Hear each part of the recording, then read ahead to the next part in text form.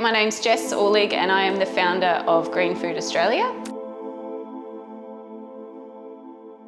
We started this company a couple of years ago trying to tackle urban food waste and discovered VRM and how we can turn that food waste into soil enhancing products. So Green Food started as a project to eliminate food waste in our local restaurant that my husband and I worked for, and along the journey we learnt more and more about food waste and what it's doing to our environment and people's lack of care or understanding of what happens when they throw their food in the bin. And then as we stumbled along the journey learning about food waste, working out how to eliminate it, we discovered the technology from VRM and the bioregion and realised that we could do something really good with this food waste. I was working with EcoBiz Queensland to running an audit on the restaurant for energy and resources, water, etc. And they had heard about VRM through another company down in Cairns about how there was an opportunity to convert serious volumes of food waste daily into a liquid probiotic for the soil. I'm incredibly passionate about what we're doing here. I believe that humans have a responsibility to take care of our planet, and I don't believe that we have been doing that correctly and sort of giving honour and credibility to Mother Nature. I think it's our responsibility to try and repair the damage that we've done. I have a little boy, he's 1 year old, and I want to make sure there's a planet for him. I'm getting all teary.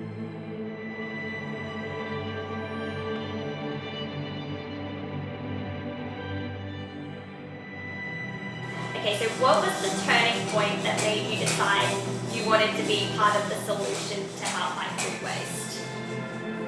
So the turning point was my husband and I did a trip around the country for a couple of years, living in a caravan, completely off-grid and living quite frugally in terms of resources, food, waste, etc.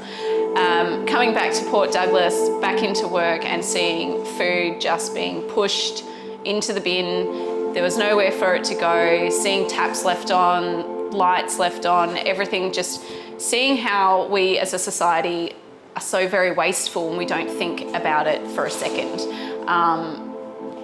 Then COVID struck and I had the time to sit down and go through all of the data. I wanted to work out how we could get rid of the food waste, at least not just at home, but in the restaurant, at least do our thing. And if in that journey I can make one more person think about what they do with their scraps at home, then I feel like I've made a difference. Yeah, it's been such a rewarding venture. All the businesses that I work with, whether they're the growers or the restaurants or coffee shops, they have all connected to me because they see what we're doing here as a really powerful and important process, and they just want to be involved, whether it's not throwing their coffee granules down, into the bin, or whether it's being able to use a local product that's naturally created on their farm to then feed their family. Yeah, it's really rewarding. The growers that I want to work with are people who are already of a regenerative mindset, or they want to switch to regenerative practices. They just maybe don't know how to get there. I want to grow a database of growers who are going to champion the message, what they're doing, how they're doing it, using us and our products, and get them to help build the army. Then we tackle the people who aren't ready to shift, that aren't, they're a bit more difficult to convince. The future of green food is to hopefully cover the northern part of North Queensland. I'd love to have growers all across the tablelands, across to Corumba, up to Cooktown, using the bio, creating their own humy soil, and really taking care of these drier soils that we have up here in the Douglas Shire. Obviously, it's a lot heavier rainfall, but you just go 100 k's west of here and it gets pretty dry. So there's a really great opportunity for us to get our products out across those food growing areas, and also to re-stabilise the soil.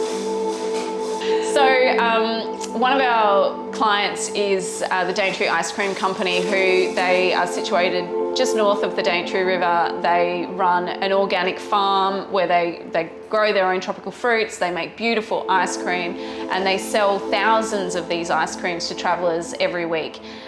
The problem that they have, well, their whole property runs on solar, they're trying to do everything right, and the biggest issue that they face is these compostable cups that they use to serve their ice cream.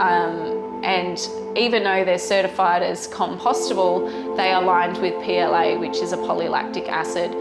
That acid can only be broken down, or that plastic can only be broken down in an industrial compost system.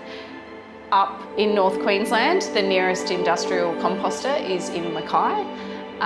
So there is no way for that company and any of the other companies in the Douglas Shire to get their compostable coffee cups or ice cream cups back to an industrial composter. So all of those cups go to landfill. Sure, the outside breaks down, but that inner plastic lining becomes a microplastic.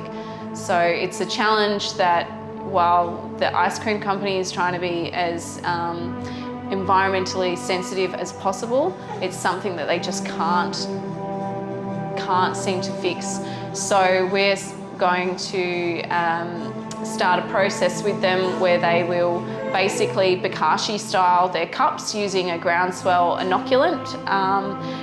And then once those cups have started to decompose in those bins, we'll then transfer them into a groundswell pile. And the beauty of the groundswell pile is it occurs over 180 days. The temperature of that pile sits between 55 and 60 degrees, so there's no worry about fires. And coincidentally, to break down the PLA in these cups, they need to be processed at a set temperature between 55 and 60 degrees for 120 days. So we're really excited to be taking a huge issue that this Daintree Rainforest Company is facing, and they'll be able to convert that into humy soil, put it back out into their land, capturing all that carbon and putting it all back in. So it's really, really exciting.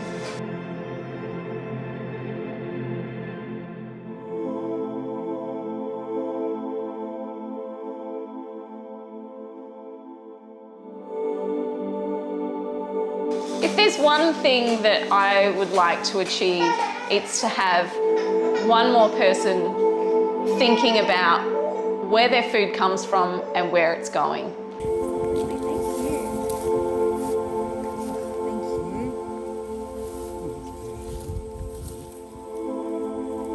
What they're doing with it, talking about food security, talking about what's in the food that you're eating, all of those sorts of things, but having some sort of appreciation from where it's come from all the way back to the grower, because I feel like there's so much disconnect between what we are eating, what we're doing with it, and where it's come from, that if you knew the hours, the water, the money that's been spent on growing that food, how far it's travelled, maybe you'd think a little bit more about how quickly you're putting it in the bin.